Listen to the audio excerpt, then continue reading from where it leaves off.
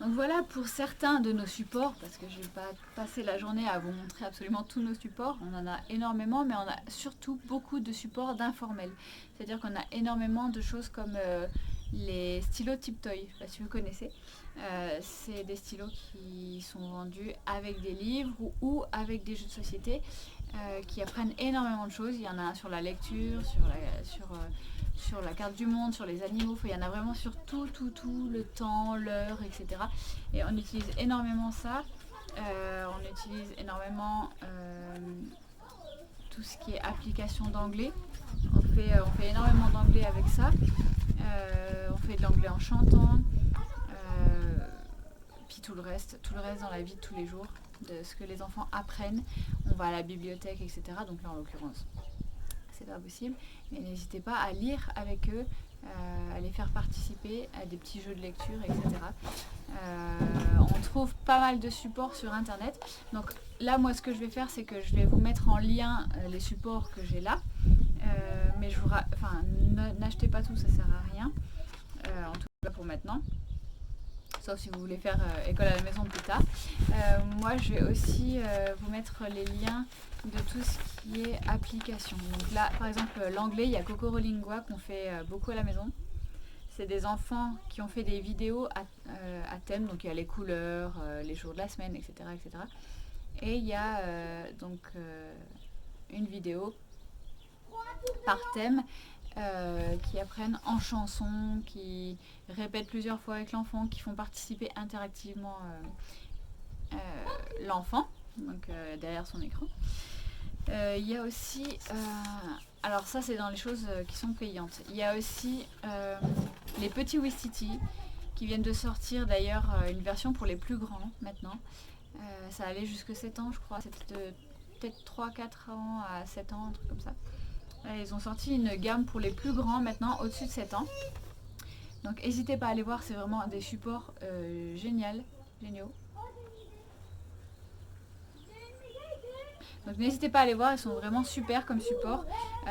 C'est vraiment un large choix et en plus c'est à thème, donc il y a énormément de choses qui peuvent passionner les enfants, les dinosaures, les drapeaux, les pays, il y a énormément de choses. Voilà, et en fait dans un dossier, ils font du français, ils font des maths, ils font de la science, ils font des expériences, il y a des recettes de cuisine, etc. etc. Les enfants, on arrête de crier!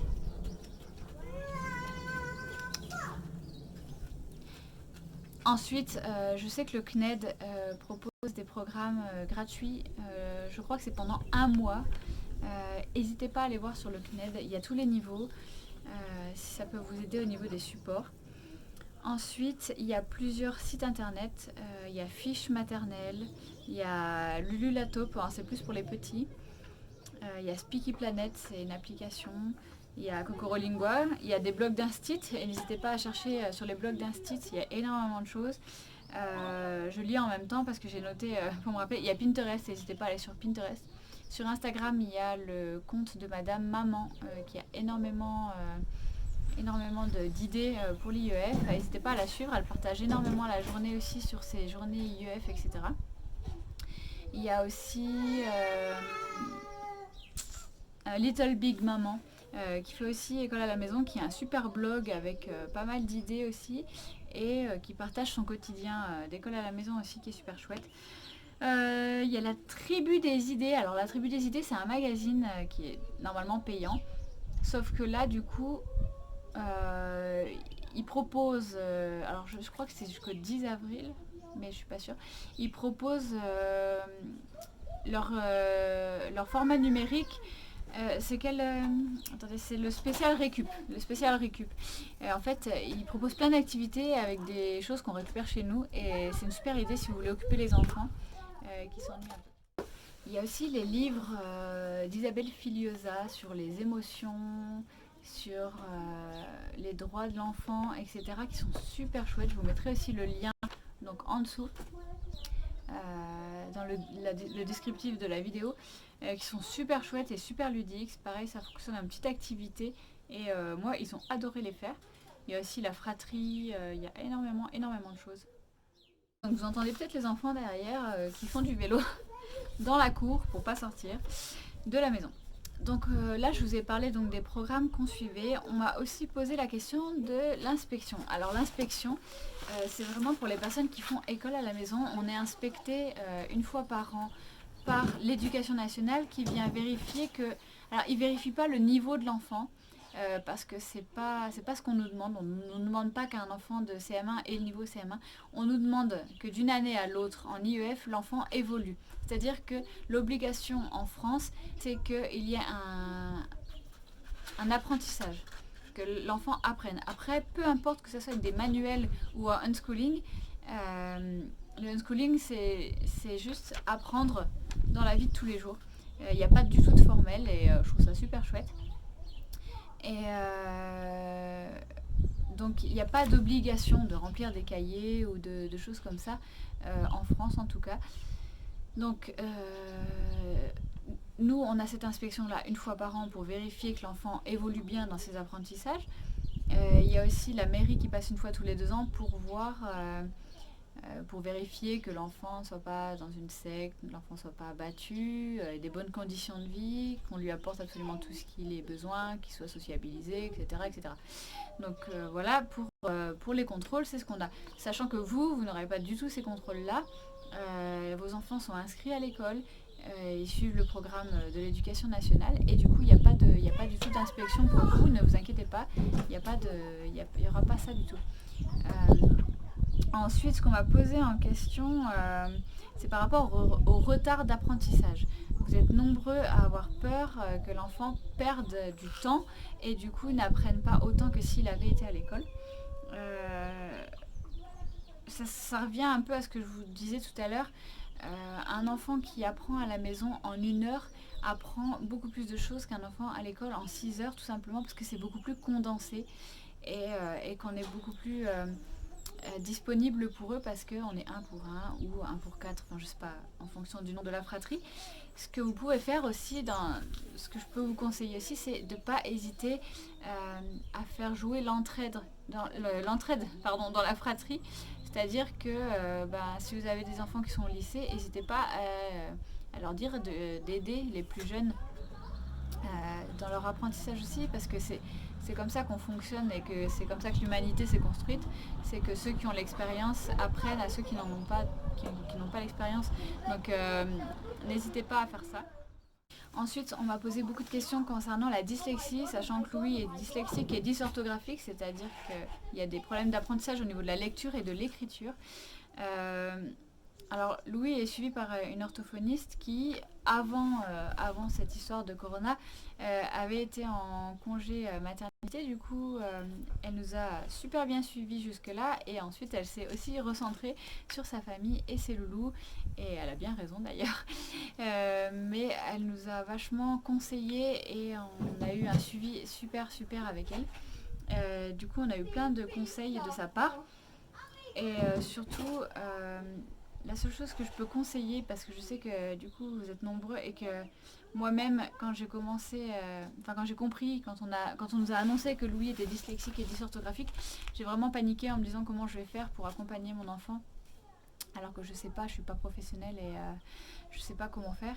La seule chose qu'on m'a conseillé et que je peux vous conseiller aussi, c'est d'être à l'écoute de l'enfant. Un enfant dyslexique ne fait pas exprès de ne pas y arriver, il ne fait pas exprès de ne pas réussir à lire. C'est très long, c'est très dur, il faut être à l'écoute. On perd patience, moi je perds patience des fois, Louis perd patience des fois, c'est vraiment difficile. Et quand je vois que chacun perd patience, on s'arrête. On ne force pas, on n'insiste pas parce que de toute façon, il n'y a rien qui va rentrer par l'obligation et par la force. Donc écoutez-les et écoutez-vous. Alors, suite à ça, n'hésitez pas à voir, pour ceux qui sont suivis par des orthophonistes, ou même ce qui est mis en place à l'école, voir si vous pouvez contacter la personne qui suit habituellement votre enfant par mail pour avoir des conseils, des textes, des exercices, etc. qui sont adaptés à la dyslexie. Ensuite, il y a un site qui est vraiment génial. Qui aide et qui a plein de supports pour la dyslexie sur internet. C'est pareil, je vous mettrai le lien en dessous. Qui peut vraiment vous aider à accompagner votre enfant. Il y a tous les niveaux scolaires et il y a vraiment des choses adaptées à la dyslexie et des exercices pour vous aider à évoluer dans ce sens avec votre enfant et être beaucoup plus serein. N'hésitez pas à aller voir ce site, il est vraiment génial. Il y a vraiment des supports, il y a des supports en ligne, il y a des supports à imprimer et vraiment pour tous les niveaux et pour toutes les matières. Alors surtout, allez sur ce site, il est vraiment au top. Ensuite, s'en est suivi la question des difficultés de niveau.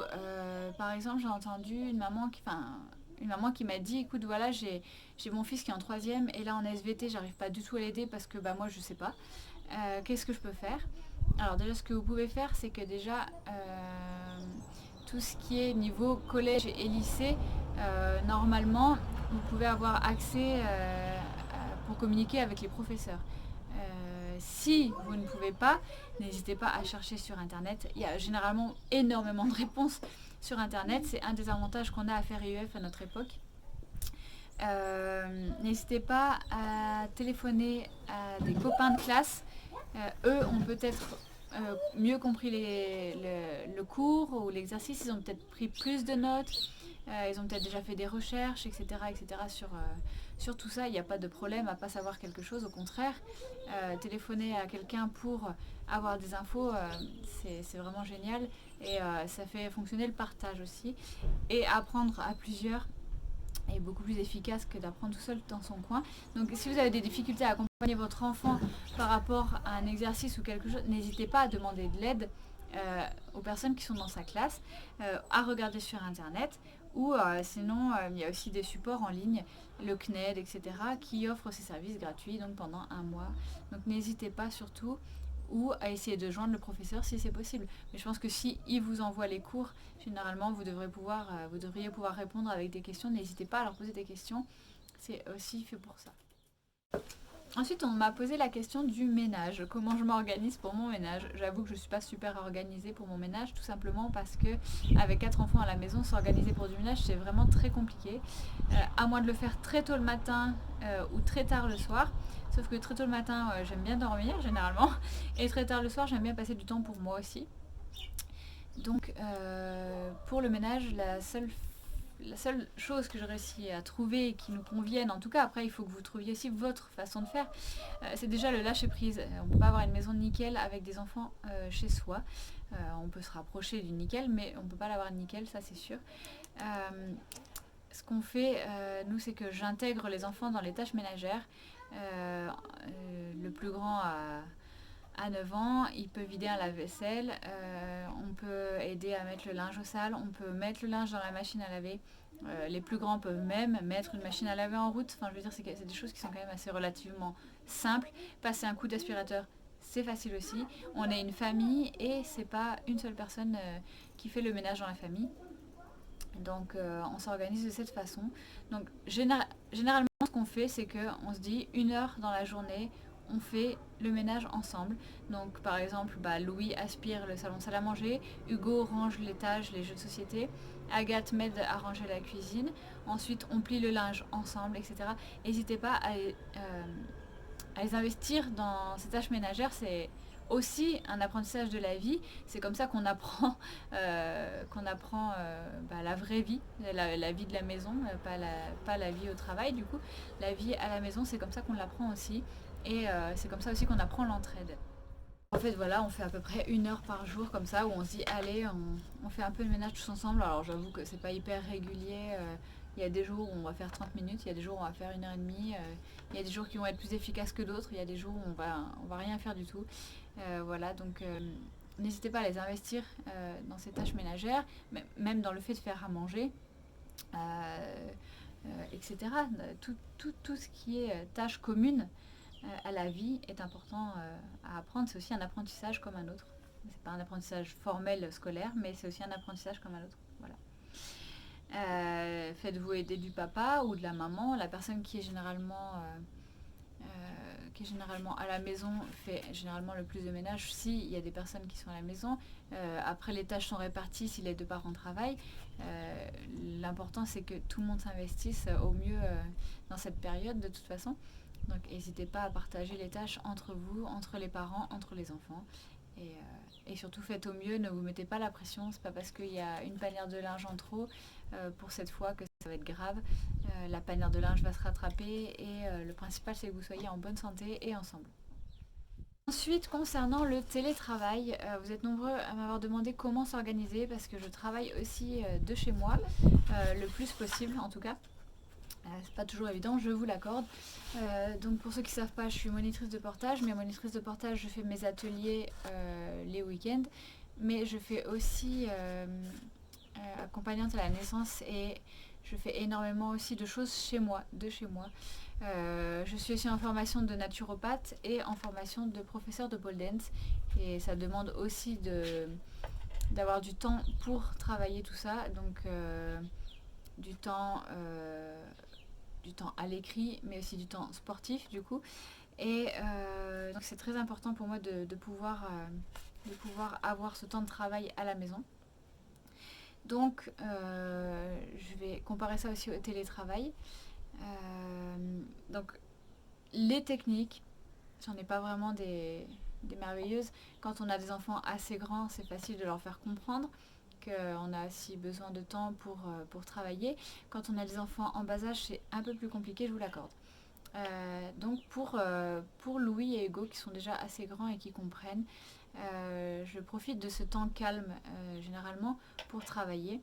Donc le temps de la sieste ou le soir quand ils sont couchés, j'en profite pour travailler. Si vous avez des horaires à respecter, c'est un peu plus compliqué. Mais il y a toujours des solutions. Je pense que c'est une question d'organisation. Vous n'allez peut-être pas trouver votre organisation tout de suite parce qu'il faut toujours du temps pour la trouver. Mais d'ici quelques jours, quelques semaines, vous allez sûrement y arriver. Et faites-vous confiance. Faites surtout au mieux et vous ne mettez pas de pression. Il y a la technique de la casquette qui est chouette. Ça peut fonctionner avec n'importe quel objet. Ça peut fonctionner avec un collier, ça peut fonctionner avec un bracelet, enfin quelque chose que l'enfant voit. Ça peut même fonctionner avec une tenue. À partir du moment où je suis en tenue de sport, je passe ce temps pour faire mon sport, par exemple. Voilà. À partir du moment où je mets la casquette sur ma tête, ça veut dire que je suis au travail. Si je suis au travail, j'ai besoin d'être concentrée sur ce que je fais. Donc, à moins qu'il y ait quelque chose de grave, je te laisse à tes occupations, sous surveillance évidemment, vu qu'on est en télétravail. Je te laisse à tes occupations, mais moi j'ai besoin d'être concentrée sur ce que je fais, donc j'ai besoin de ne pas être coupée tout le temps. Les règles sont posées, ça ne veut pas dire que les enfants vont pas bien vous couper, ça veut juste dire qu'on a expliqué que nous, là, on est occupé à autre chose et qu'on n'est pas disponible. Alors, pas disponible. Une demande par exemple, maman, est-ce que je peux prendre tel truc? Oui, bien sûr, voilà. C'est juste pas disponible pour faire un jeu, pas disponible pour lire un livre, etc., etc. Ça veut pas dire pas disponible pour t'entendre ou pas disponible pour régler un conflit qui se passe là tout de suite. Ensuite, n'hésitez pas à utiliser les choses comme les livres interactifs, les jeux de société s'ils sont plusieurs dans la fratrie, les reportages, les choses ludiques qu'on apprend à la télé, etc. Et n'hésitez pas à faire ça et à l'utiliser. Après, bien sûr, peut-être pas 6 heures dans la journée, mais concernant les idées d'activités, vous avez été plusieurs à me poser des questions sur les idées d'activités qu'on fait à la maison pour occuper les enfants. J'occupe pas beaucoup les enfants, ils s'occupent énormément seuls, c'est-à-dire que je veux pas leur imposer de jeux et que vu qu'ils sont 4, ils ont rarement envie de faire les mêmes jeux en même temps.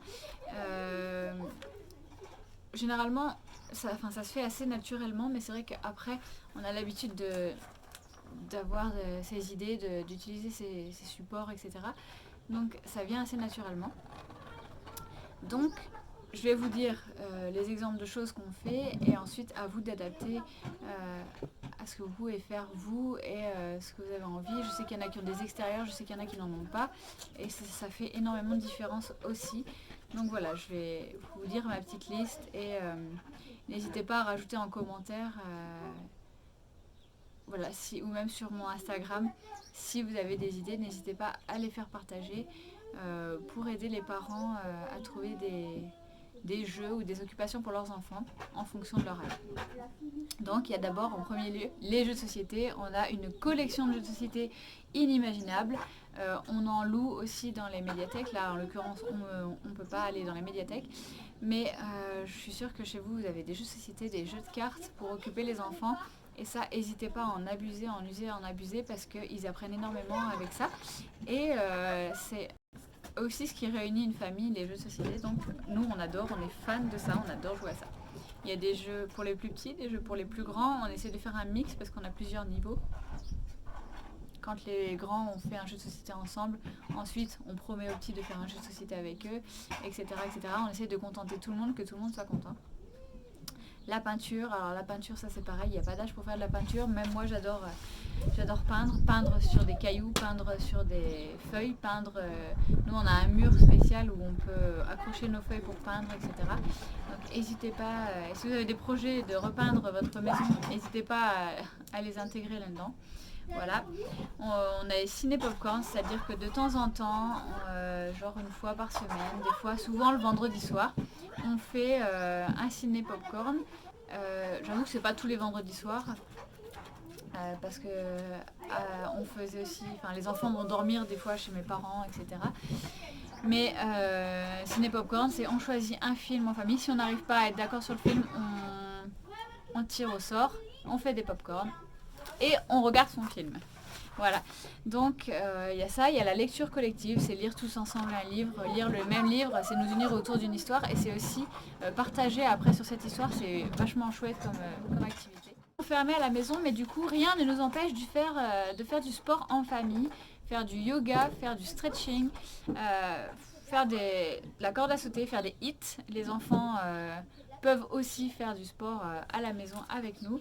Donc trouver un enchaînement adapté à vos enfants, adapté à vous. Et n'hésitez pas à le faire chez vous si vous avez les conditions pour le faire. Pas besoin de matériel spécifique. Sauter sur place, faire des pompes, des abdos, ça n'a rien de compliqué et ça n'a rien de... Ça ne demande pas de matériel, donc n'hésitez pas à faire du sport avec les enfants, généralement ça les amuse.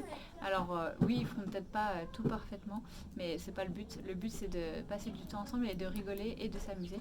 Donc le sport, il y a aussi le yoga, alors je n'ai plus le nom en tête, mais c'est le temps de la grenouille, je crois, le calme de la grenouille, je sais plus le nom du support, mais je vous le mettrai aussi parce que là je l'ai plus en tête, ça revient plus du tout. Mais c'est du yoga pour enfants et c'est super chouette. Donc voilà, n'hésitez pas. Ou à noter des petits exercices de sport sur des petits bouts de papier que vous tirez au sort et vous devez faire cet exercice-là. Voilà, ouais. Ça c'est possible aussi. Les cache-cache, les chaises musicales, inventer des histoires, c'est-à-dire qu'on se met en cercle. Une personne dit il était une fois, l'autre dit une princesse, l'autre dit dans un château, enfin voilà. Et on invente une histoire collective et c'est super rigolo. Des fois, on a des histoires qui sont complètement perchées, c'est super chouette. Cuisiner, cuisine en famille. Alors ça, je pense que vous pouvez cuisiner, il n'y a pas de souci. Faire des gâteaux, faire de la pâtisserie, faire même les repas du midi, les repas du soir, etc. ensemble. Trouver des idées, inventer des recettes. Et ça, tout ça, ça nous occupe quand même pas mal de temps. Voilà. Faire une bataille de coussins, ça aide à évacuer toutes les émotions compliquées de la journée et ça fait rire tout le monde. Faire du jardinage, là du coup il fait beau pour ceux qui ont un jardin, pour ceux qui ont un balcon, n'hésitez pas à planter des petites choses, à les regarder pousser pendant ce temps-là. S'improviser des petites séances photos de famille, des séances grimaces, des séances poses rigolotes, etc. N'hésitez pas à faire ça, c'est super drôle, généralement les enfants adorent. Trouver des tours de magie.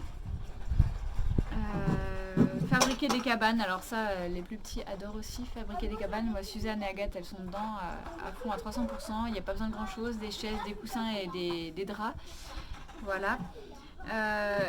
Ensuite, il y a les C'est pas sorcier, ça reste de l'écran, donc enfin, voilà, pas non plus pendant 3 heures, mais enfin pour nous en tout cas. Mais les C'est pas sorciers sont super chouettes. Apprendre aux enfants les gestes de premier secours et les dangers de la maison. Alors ça c'est quelque chose qu'on prend rarement le temps de faire, mais ça les intéresse énormément. Et en fonction de l'âge qu'ils ont, les gestes des premiers secours, ça peut être super. Il y a des vidéos géniales qui sont faites sur internet, donc n'hésitez pas à voir avec eux, à apprendre ça avec eux. Faire du camping dans le salon, alors ça généralement ça leur plaît bien aussi, ou faire un pique-nique dans le salon, etc. Sur votre balcon, dans votre jardin, etc. Découvrir un animal, découvrir un pays, découvrir une plante, une fleur ou quoi que ce soit une fois par jour et approfondir. Par exemple, on découvre un pays, aujourd'hui on va découvrir les spécialités de ce pays, on va découvrir comment c'est, si c'est montagneux ou pas. Oh, je vais me prendre des ballons là. Si c'est montagneux, si c'est... Enfin, voilà, il y a plein de choses à découvrir, les spécialités culinaires, les costumes traditionnels, etc. sur un pays. Ça nous fait un peu voyager alors qu'on ne peut pas vraiment le faire. Et ça, c'est une super bonne idée aussi. Apprendre un instrument, alors c'est pareil, nous on a une application pour apprendre le piano qu'on adore. Ça apprend les notes de musique, ça apprend les instruments, mais après il y a des trucs vachement plus simples aussi, apprendre un instrument, apprendre de la flûte, il y a des tutos sur internet. Et si vous avez des instruments chez vous, vous ne savez pas encore en jouer, profitez-en pour apprendre avec votre enfant et c'est super ludique, c'est super chouette. De l'origami, faire des jeux, des ondes chinoises, ça généralement les enfants adorent. Le jeu des goûts, faire goûter des choses, les yeux bandés et noter les points quand ils ont réussi. Le jeu des odeurs aussi, ça fonctionne bien. Faire des parcours de motricité à la maison avec les chaises, les coussins, des tapis, etc. Passer au-dessus des chaises, en dessous des chaises, escalader le canapé, etc. Ça, pareil, moi, le plus grand à 10 ans, il adore encore faire ça. Il y a des musées qui sont à visiter en ligne. N'hésitez pas à regarder pour visiter des musées en ligne.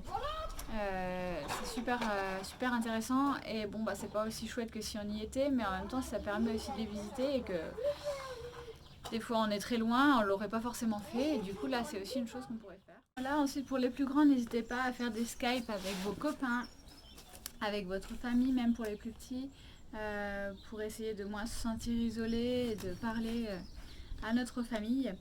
Ensuite, vous pouvez écrire sur un carnet les 3 choses positives de la journée. Les enfants, ils aiment bien faire cet exercice-là et puis on peut être surpris des choses qu'ils ont aimées et appréciées. Et je trouve que c'est un super bon exercice et vraiment très sympa à faire. Voilà, pour ceux qui ont la chance d'avoir un jardin ou un balcon, vous pouvez faire des jeux d'eau, des jeux de trottinettes, des jeux de draisienne, des jeux de ballon, etc. N'hésitez pas, tout ce qui est petits jeux extérieurs, les pêches au canard, etc. Voilà, et puis ensuite, faites-vous confiance et n'ayez pas peur. En plus, cette situation ne va pas durer, tout passe un jour.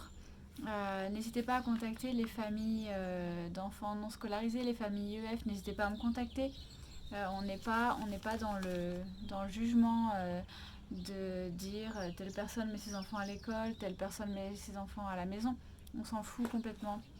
On est dans l'entraide et c'est la seule chose qui compte. On fait tous comme on peut, surtout. Et certaines personnes apprécient faire IEF, d'autres n'aiment pas. Peu importe, nous on n'est pas là pour ça, on est là pour vous aider, vous accompagner. Donc n'hésitez pas à contacter les familles IEF.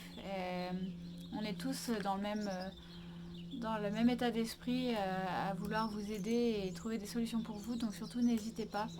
Et prenez soin de vous, prenez soin de votre famille. Et surtout n'hésitez pas à nous rejoindre sur les réseaux. Donc sur notre chaîne YouTube, sur Instagram, vous pouvez nous suivre aussi, on partage beaucoup de choses de notre journée et puis n'hésitez pas si vous avez des questions à nous demander. Voilà. J'espère que cette vidéo aura pu vous aider. Chaque famille est vraiment différente. Les choses qui fonctionnent pour nous pourront ne pas fonctionner pour vous, mais c'est juste pour donner une petite idée un peu de comment on fonctionne et de vous donner des idées. Et n'hésitez pas surtout et je vous souhaite une bonne journée, bon courage à tous et on croise les doigts pour que ça se termine rapidement et que tout le monde retrouve ses petites habitudes. À bientôt!